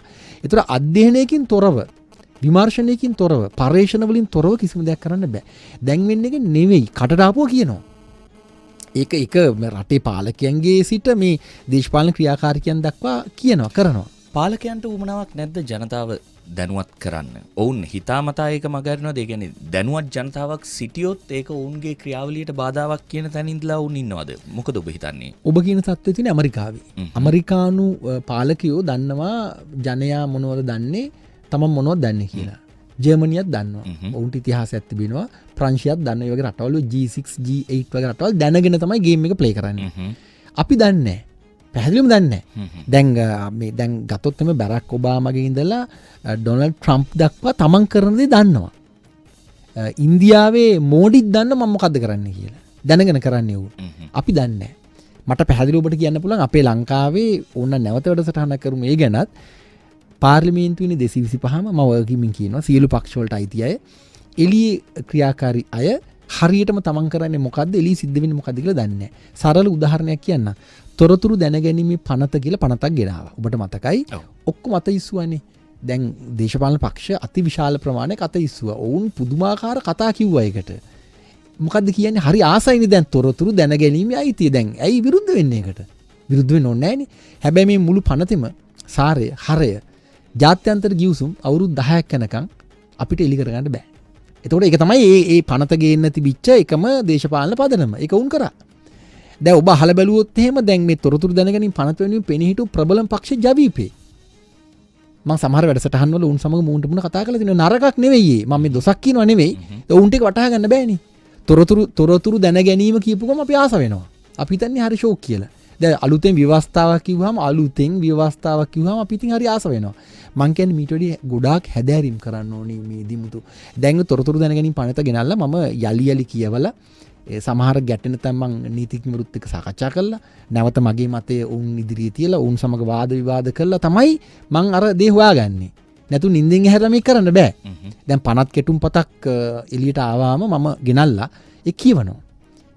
මට ගැටෙන තැන් මං හොයනවා. ඒක ආර්ථික විද්‍යාවට සම්බන්ධ විෂයක් නම් ආර්ථික විද්‍යාව පිළිබඳ යම් අදහසක් තියෙන ඇත්ත එක සාකච්ඡා කරනවා, වාද කරනවා එළියේ. ඒ ගවේෂණයෙන් තමයි හරියදී මතු කරගන්න පුළුවන්. දැන් නිින්දින් නැගිටලා මම කිව්වොත් එහෙම ආයක හොඳයි ඒක නරකයි කියලා දැන් වෙන්නේ එහෙමනේ. දැන් බලන්න මහානායක හාමුදුරුවෝ මම දොසක් නෙවෙයි කියන්නේ නැවත මේ කේන්තියන් පුළුවන් අහන අයට. දැන් කොළඹින් කණ්ඩායම් ගියාම විවිධ කතා කියනවනේ වහන් ඉන්න පුළුවන්ද බලන්න. මම බය නැතුව කියනවා මේක. ඒ කියන කතා බලන්නකෝ ඒ දේශපාලන විද්‍යාව ගැන දැනුමක් නැහැ, රටේ වෙන්නේ මොනවද කියලා දන්නේ නැහැ. කතා කරන්නේ ව්‍යවස්ථා වෙනස් කිරීම ගැන, රටේ ස්වාධිපත්‍ය ගැන කතා කරන්නේ, ආර්ථිකය ගැන හැදෑරීමක් නැහැ. එතකොට වෙන්නේ අර විකෘතියක් හැටියට තියෙන දේශපාලනේ තවත් විකෘතියකට යනවා. මම යෝජනා කරන්නේ කවුරු හරි උනන්දු වුණා මේ සිද්ධ මුල්ල හරහා මගේ දැවැන්තම බරපතල පණිවිඩේ හැදෑරීම් පටන් ගන්න. කවුරු හරි මේ ව්‍යවස්ථාව වෙනස් කරන්න ඕන කියලා කියනවා නම් 70 ව්‍යවස්ථාව හදාරන්න. ඊට පස්සේ මේ ලංකාවේ පාර්ලිමේන්තු ඉතිහාසය කියවන්න හොඳට. ඊට පස්සේ දැන් පනත් කෙටුම්පත් එලිට ඇවිල්ලා තියෙන කමිටු වාර්තා 6ක්. ඒ 6 කියවන්න. ලාල් විජේනායක වාර්තාව කියවන්න. ඒ සම්බන්ධ ලියවුණු වෙනත් විශ්ලේෂණ කියවන්න.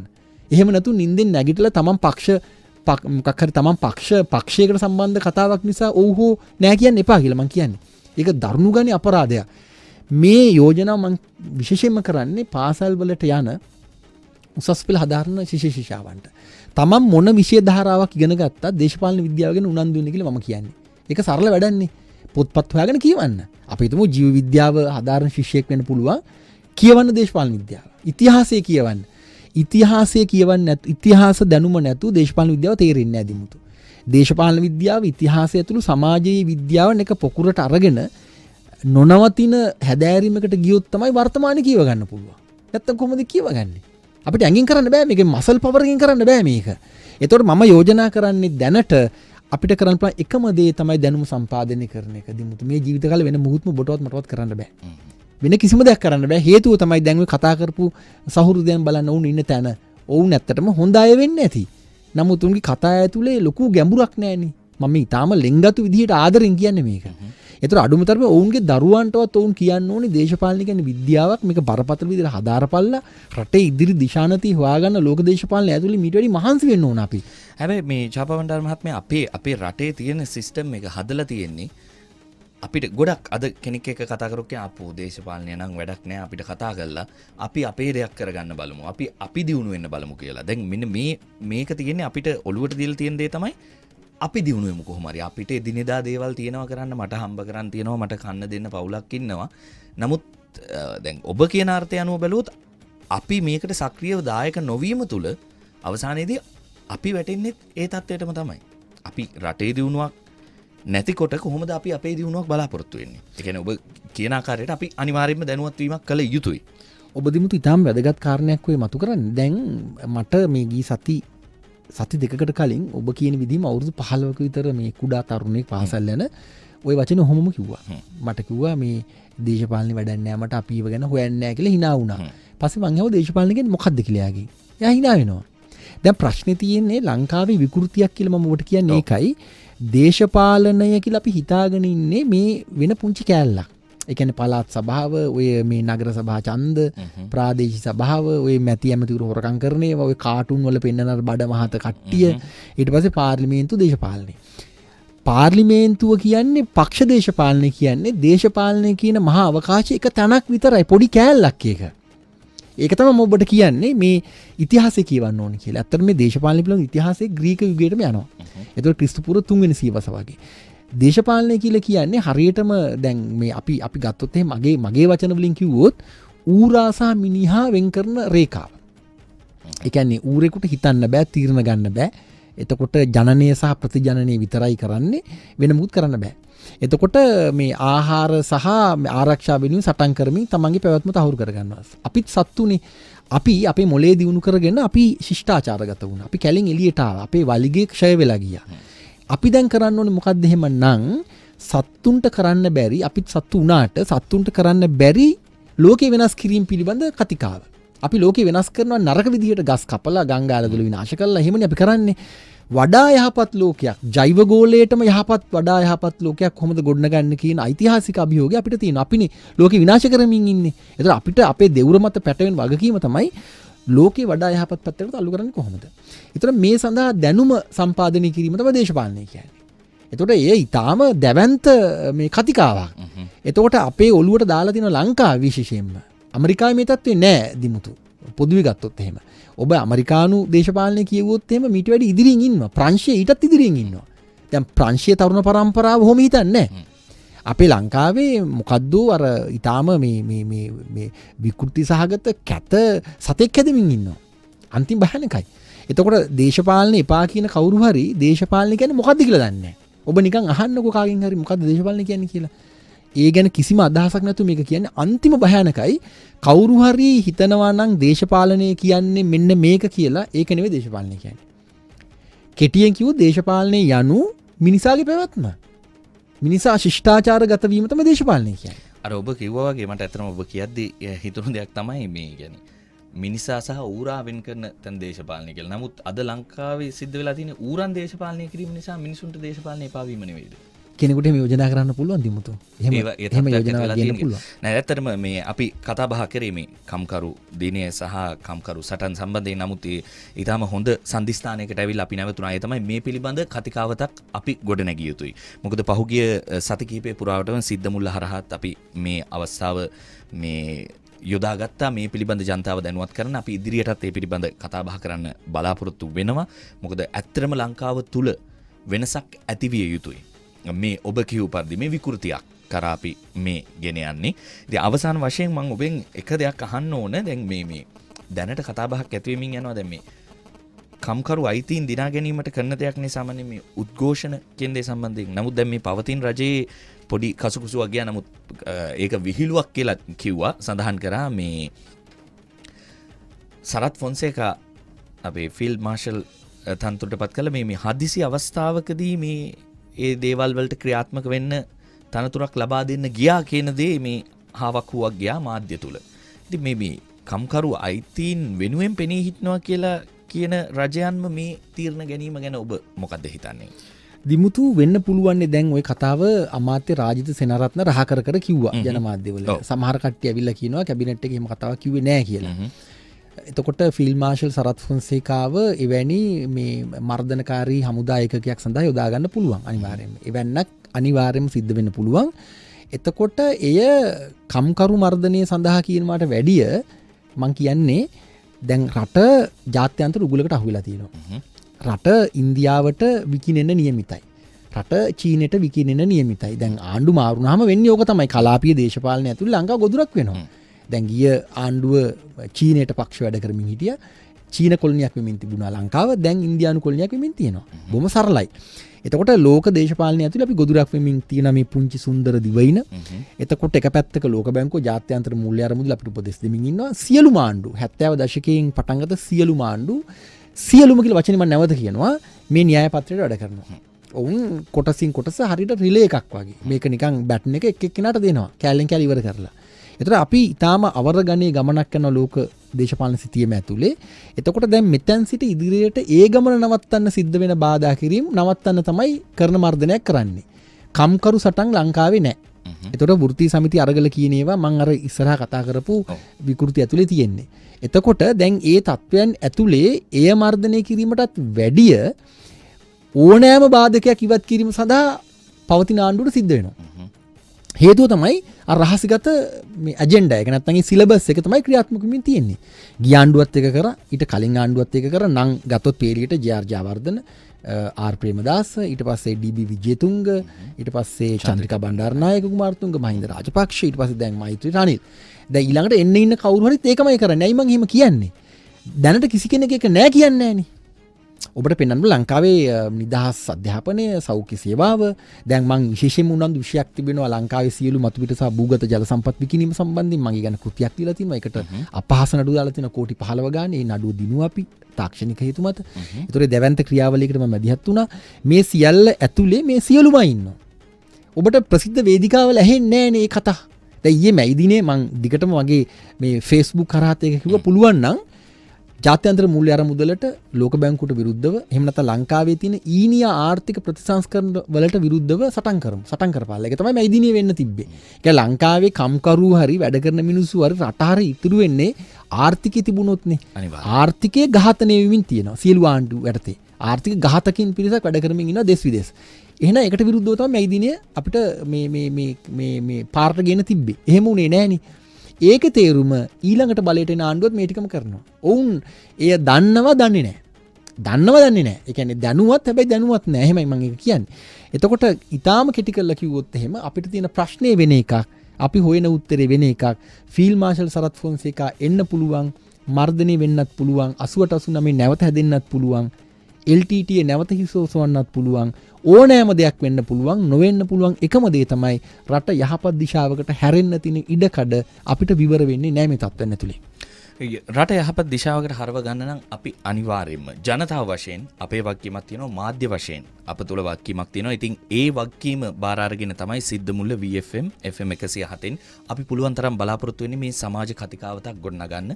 ඔබ වගේ මේ දේශපාලන ක්‍රියාකාරිකයින් වගේම මේ අදහස් තියෙන පිරිස්. මොකද අවසානයේදී අපිට තේරුම් යන දෙයක් තමයි අර ඔබතුමන් කිව්වා වගේ ඉස්සෙල්ලා මුලින්ම සඳහන් කරා වගේ මම මේ සාකච්ඡාවට මේ ආරාධනා කරද්දී මොන කම්කරුවන්ද මොන කම්කරු සටන්ද අද වෙනකොට ඒව සංදර්ශන බවට සීමා වෙලා තියෙනවා. ඉතින් අද දවසේ අපි කතා බහ කරේ නිදහස් මාධ්‍යවේදී චාපා බණ්ඩාර මහත්මයාත් සමග අපි ඉදිරි වැඩසටහනකදීත් ඔබතුමාව සහභාගී කරගන්න බලාපොරොත්තු වෙනවා මේ සම්බන්ධයෙන්. මේ ඔබතුමා ගෙනාපු අදහස් සම්බන්ධයෙන් පුළුල් ලෙස සාකච්ඡා කිරීමට. ඉතින් හෙට දවසේත් අපි බලාපොරොත්තු වෙනවා මේ මැයි දිනේ අර්ථය සැබවින්ම අපි ලබාගෙන තියෙනවද නැද්ද කියන එක සම්බන්ධයෙන් කතා බහ කරන්න දීප්ති කුමාර ගුණරත්න මහත්මයාත් එක්ක. ඉතින් අද දවසේ සමුවර ගන්නවා. හෙට දවසේත් හරියට උදේ 7ට හමු වෙන බලාපොරොත්තු වෙන. නැවතත් ස්තුතිවන්ත වෙනවා චාපා බණ්ඩාර මහත්මයා අද දවසේ අපේ වැඩසටහනට සහභාගී වීමට. දිමුතු ඔබට සහ VFM ඔබේ කණ්ඩායමට ස්තුතියි. අසන්නන් ඔබටත් සුබ දවසක් ප්‍රාර්ථනා කරනවා. හෙට දවසේ හමු වෙන බලාපොරොත්තු වෙන අපි අද සමුවරගෙන යනවා. ඔබ සැමට සුබ දවසක්. දිගටම එකතු වෙලා ඉන්න FM 107න් VFM එක.